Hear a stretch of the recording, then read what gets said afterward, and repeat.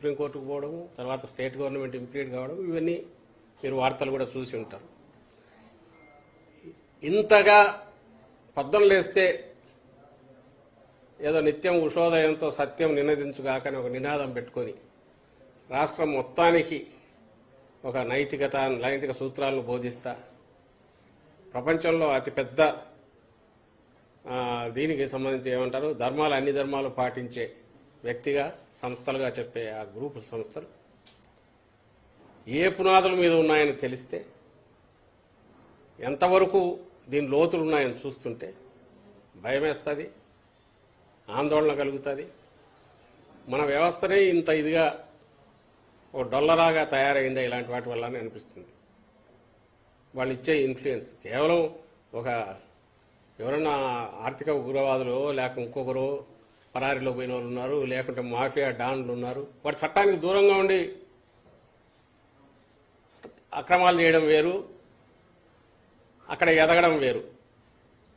Mafia డాన్లు కానీ ఇంకోరు కానీ ఇక్కడ ఉంటే ఈ చట్టాలనే వాడుకొని వీటిలో లొసుగులనే వాడుకొని సమాజంలో పరపతిని పెంచుకొని దాని మీదనే ఒక పెద్ద ఆకాశ హర్మాన్ని నిర్మించడం, ప్రపంచంలోనే అతిపెద్ద నైతిక రుజువర్తన కలిగిన మహాప్రవక్తల్లాగా వీళ్ళు బయటికి రావడం, అక్కడి నుంచి రాజకీయాలు కూడా శాసించేంత వరకు పోవడం, ఇదే ఆందోళన కలిగించే విషయం. అలాంటి ఒక క్లాసిక్ కేసు ఏది అని అంటే ఈరోజు రామోజీరావు, ఈనాడు గ్రూపు అండ్ మార్గదర్శి గ్రూపు సంస్థలు వీటి భాగవతం అంతా దీంట్లో బయటపడుతుంది.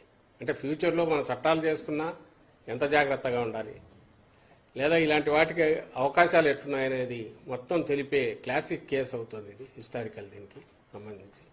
అందువల్ల దీని సిగ్నిఫికెన్స్ ఇంతగా ఉంది. వచ్చే రోజుల్లో ఇవన్నీ బయటకు వస్తాయి, కంప్లీట్ బయటకు ఖచ్చితంగా వస్తాయి. ఇవి బయటికి తీస్తున్న కొద్దీ ఆయన ఎంత రెచ్చిపోతున్నాడో ఆయన పత్రికలోనే కనపడుతుంది. ఎంతగా వాంతి చేసుకుంటున్నాడో, ఎంతగా పైత్యం ఎక్కువైపోయిందో. ఈరోజు జగన్మోహన్ రెడ్డి గారి మీద కానీ ఇంకొకటి బహిరంగ కోర్టులోనే మొన్న మాకు ప్రభుత్వం వ్యతిరేకంగా ఉందన్నారట.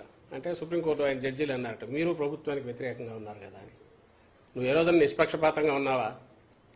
రామోజీరావు ఏ రోజున నిష్పక్షపాతంగా ఉన్నాడా? ఈ రోజు మీ మీడియా వాళ్ళు అడిగే క్వశ్చన్లన్నీ అదిగో అక్కడ వస్తున్నవే. చంద్రబాబు నాయుడుకు వాళ్ళు ఇచ్చే ఉప్పు, వాళ్ళు మాట్లాడేవి అవన్నీ తెచ్చి ఆ పత్రికల ముద్ర వేస్తే అవి తీసుకొచ్చేసి అవే బయట తిరుగుతుంటే వాటినే మాకు క్వశ్చన్లు వేస్తున్నారు. అంటే ఒక రాజకీయాలను శాసించడమే కాదు, ఈరోజు చంద్రబాబు నాయుడు గారిని అర్జెంటుగా గద్దె మీద కూర్చోబెట్టాలా అనే దాంతో ఆయన ఎంతవరకు పోతున్నాడు రామోజీరావు గారు ఈనాడులో అనేది మీరు చూస్తూనే ఉన్నారు అందరూ.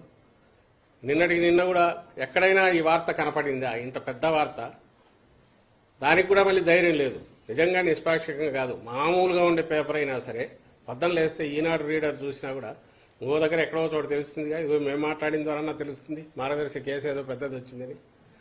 వాళ్ళు అనుకోనన్నా అనుకుంటారు ఏంటి రామోజీరావు వార్త ఇయ్యలేదు అనుకుంటారని. ఆ చిన్నపాటి ఇదైనా వచ్చి చిన్న వార్తన్నా వేస్తున్నట్టు ఎక్కడా వేయలే.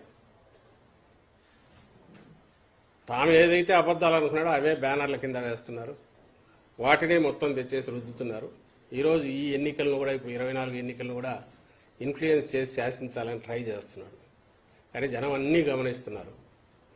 మా అదృష్టం ఏంటంటే సరైన సమయానికి ఆల్రెడీ ఇక్కడ సిఐడి టేకప్ చేసి ఏదైతే మార్గదర్శి చిట్ ఫండ్స్ భాగవతం అంతా బయటకు వచ్చిందో, ఎంత అక్రమంగా జరుగుతున్నాయో ఆ చిట్లు నడిచే వ్యవహారం కానీ ఆ ఎంటైర్ ప్రాసెస్సే ప్రజలను డబ్బు వేయించడమే తప్ప దాని నుంచి డబ్బులు డైవర్ట్ చేసి ఎట్లా చేస్తున్నాడు అనేది ఇవన్నీ ఎట్లా బయటకు వస్తున్నాయో చూస్తే గగ్గోలు పెట్టారు. ఇదంతా రాజకీయంగా మా మీద కోపంతో చేస్తున్నారు జగన్మోహన్ రెడ్డి గారని, రామోజీరావు కానీ ఆయన పత్రికలు కానీ.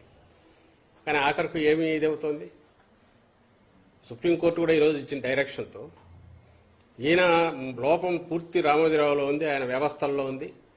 ఆ రోజు రాజశేఖర రెడ్డి గారు ఏదన్నా చేసినా దాన్ని బయటికి లాగాలని ఈరోజు జగన్మోహన్ రెడ్డి గారు చేస్తున్నా ఇవన్నీ కూడా కరెక్ట్ చేయాలని ఒక సిస్టమ్ అంటే వ్యవస్థ ప్రజలకు నమ్మకం పెంచే రకంగా ఉండాలి, ప్రజాస్వామ్యాన్ని రక్షించే రకంగా ఉండాలి, మన చట్టాలను గౌరవించేలాగా ఉండాలి, ప్రజలు కూడా చట్టాల మీద గౌరవం పెరిగేలాగా వీటి నిర్మాణం జరగాలని అనుకుంటూ ఆ వాస్తవాలు బయటికి రావాలని జరుగుతున్న తాపత్రయం తప్ప ఇది వ్యక్తుల మీద కోపం కాదు.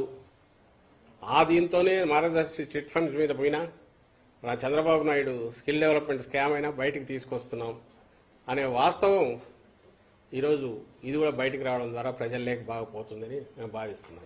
చంద్రబాబు గారు తాము అధికారంలోకి వస్తే